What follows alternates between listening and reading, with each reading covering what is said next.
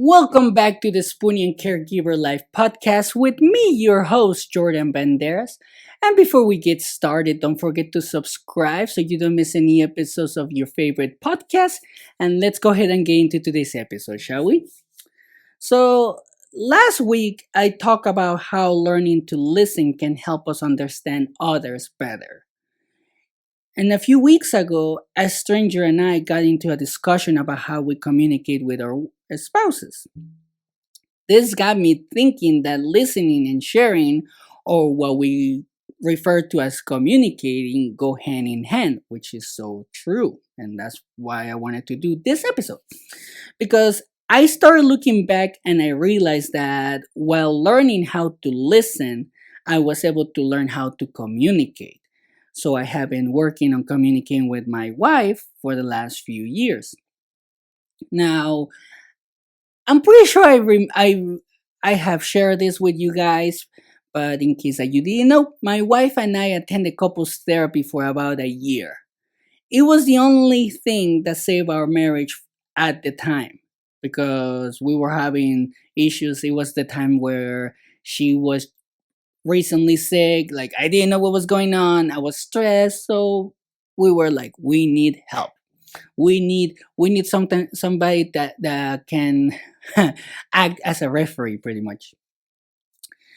And one of the things that this particular therapy did for us, and that's why I recommend it to any type of couple that is having issues, it taught us how to communicate safely, and it led us to talk things out in a communicative way.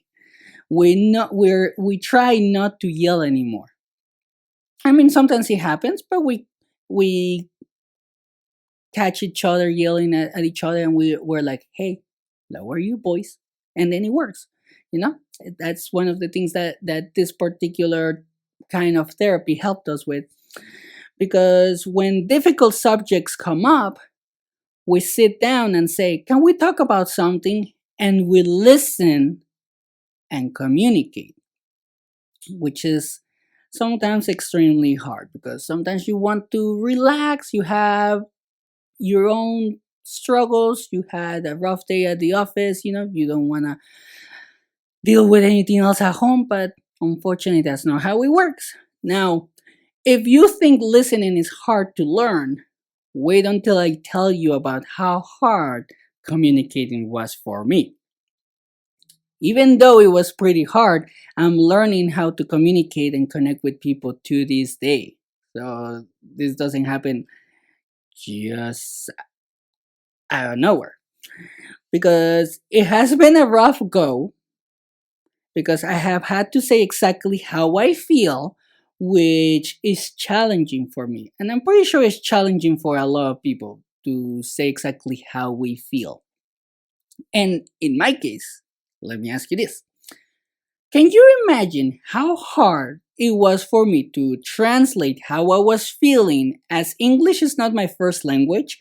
It was pretty hard because, it was like, I don't know how to say this, but this is how I'm trying to tell you how I feel. So it was like learning a completely different new language besides English. And it's hard because we have to understand how we feel so we can put it into words. You know? That's where I had trouble, because how am I supposed to tell you exactly how I feel when there's a huge probability that I have never felt anything like it or like that? Like, maybe I felt something similar, but I couldn't describe it when I was 5. Now I feel it again, and now I have to find the right words. Even though I'm an adult, that still doesn't mean that I have the right words. And in my case, I have to find the right words in English or Spanish. So it's tougher because sometimes it doesn't translate well. That's the problem. And then I have to put it into words, and probably you're feeling something similar. You have gone through something similar. So when we go through something rough in our lives, sometimes we don't know what to say. So all we say is something like, in my case, what I used to say, it was something like this. I used to say, "I'm sad, but I don't know why. I'm angry and I don't know why. I'm in pain, but I can't describe it, and many more examples. Now, I want to share this little bit of information with you guys, because I think it's very important, so we can understand why it's so hard for us to actually express ourselves or express our feelings. Now, the other day I listened to neuroscientist David Perlmutter, and he was saying that when our brains get developed in the womb, the part where our feelings come from is formed first, and then the portion that helps us with language is formed after that, or is the last part of the brain that gets developed. So, if you have trouble expressing how you feel, don't worry. Everyone does at some point because we feel first and then we have to find the words for it. It's literally like the feeling is going to slap you, and then you have to chase it and find the right words to express it. That's how I feel. And this is so true because I want to share this story with you. So the other day, my wife and I bought crumble cookies. Crumble is I don't know if it's out of Utah, but it's here in Utah. We have this store or this cookie place which is called Crumble, and they make delicious cookies. They're like this thick. I love chocolate chip cookies, so I got one, and we got a few others. My wife and I ate them, and there were a few left. Now, I went to bed. My wife is an insomniac. She woke up before me. So when I woke up, I was like, I'm going to have my cookie. I go into the fridge because we put them in the fridge so they don't get too hard or whatever. So I'm looking in the fridge and the box is not there. So I was like, she must have hid it, which I was like, that's kind of messed up because it is. I'm like, why would she do that? So I keep looking for the cookie for the box, and I couldn't find it. And I was like, I started to feel something.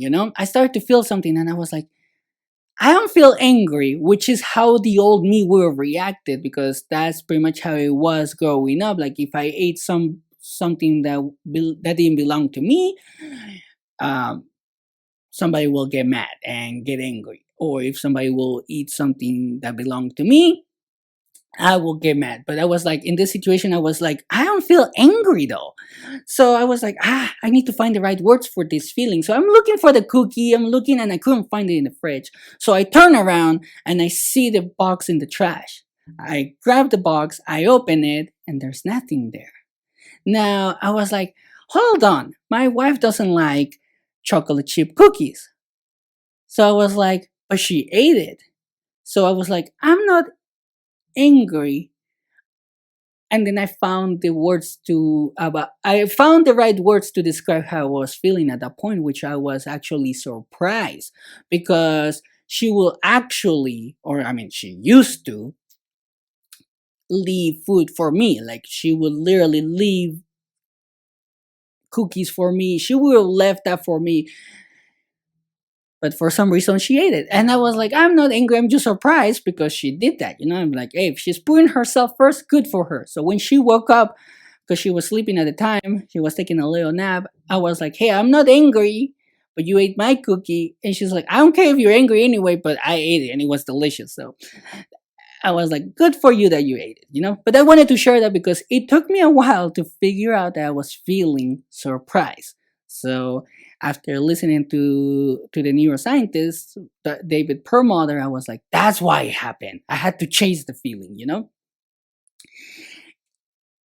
But anyway, let's get back to this. So once I was able to express exactly how I feel by understanding myself, which is pretty much what helped me in the story that I share, and with the help of my wife, I started learning how to communicate with her, and that created a connection, which I believe is one of the main reasons she has been able to start getting better, because now she has said that she feels that we can talk about anything and understand each other. Like there's no like I don't get mad. She doesn't get mad. We don't get frustrated at each other. So it has helped. So as a spoonie and a caregiver, I think it feels great to create connections like that because I have her back and she has mine. So we have become a team. And excuse me. And when you have a team, you don't have to feel alone. So that's very important, you know? Now, my wife has also had to learn how to communicate with me since my communication style was more confrontational. I mean, I'm from Mexico City. It's like the New York of Mexico where the way that we talk is very like upfront, blunt, like I don't care. I'll tell it how it is. That's pretty much how it is. So she has had to be patient with me because communication and listening is a two-way street. Everyone has to do their part, and this took a long time, but we both did it. So now I think that spoonies, caregivers, friends, family, and doctors should have that kind of connection between them and others helping them because we will cheer each other on. So when we work together, all spoonies can feel like a part of the team too. That will help them. That will help you as a spoonie. That will help you as a caregiver. Now, I do want to say this though. I had to learn how to listen and communicate because when we do this, all sorts of misunderstandings might not have to happen, which is extremely important in any type of relationship. Or we might diffuse the situation, and this has saved me so many times. A lot of times, to be honest. But this is not easy though. This is not an easy thing to do because you have experiences that you might not know how to feel about them. You know, like you might have trauma, you might have something like deep, deep inside you, like from childhood, something that you saw that you didn't even know how it affected you, you know, like things like that. So it's hard, but this is not a I mean, but this is a lifelong journey that will help you get better every day. So now all you have to do is pick which new skill you need to refine first, listening or communicating. Then once you choose one, work on it until you feel ready. And it's okay to ask for help. One of the things that I tell my wife to do is that if I'm mispronouncing or if it doesn't make sense when I say something, to cut me off and tell me what I need to change. That's how I've been able to improve my communicating style or my communication style. That's how I've been able to improve the podcast too. Because if you look at it, if you have watched the first episode to now, it's like, wow, night and day, you know? I make more sense now. And that's because my wife helped me. And your spouse, your partner, your caregiver, whoever you have next to you can help you as well. And one of the things that I am going to say though is that when you decide to work on your communication, remember, don't take anything personal, and the person that's helping you shouldn't be judging you. That's pretty much how it is. That's what helped me. That's why I wanted to talk about this on the episode because I hope it will help you. You know, this is something that you can try. If it works for you, great. If it doesn't, then try a different way or try something different and then share it with us because obviously everybody learns differently. But that's pretty much what I wanted to talk about on today's episode. I really, really, really appreciate all your feedback, all your support. Thank you for the new supporters. We're growing organically, which I really, really love, and we're reaching more people. So, with that said, don't forget to share, like, subscribe, and also you can comment on the podcast so we can actually beat the algorithm so we can reach more people. And don't forget to follow us on TikTok, Instagram, Facebook, and YouTube. And if you want to share your story, you can send it to me at the Spoonie and Caregiver Life at gmail.com or You can also post it on the community on Facebook so you can get the support that you need to face whatever you're going through. Now, with that said, I'll leave you like always. Always take care of yourself and have a great day.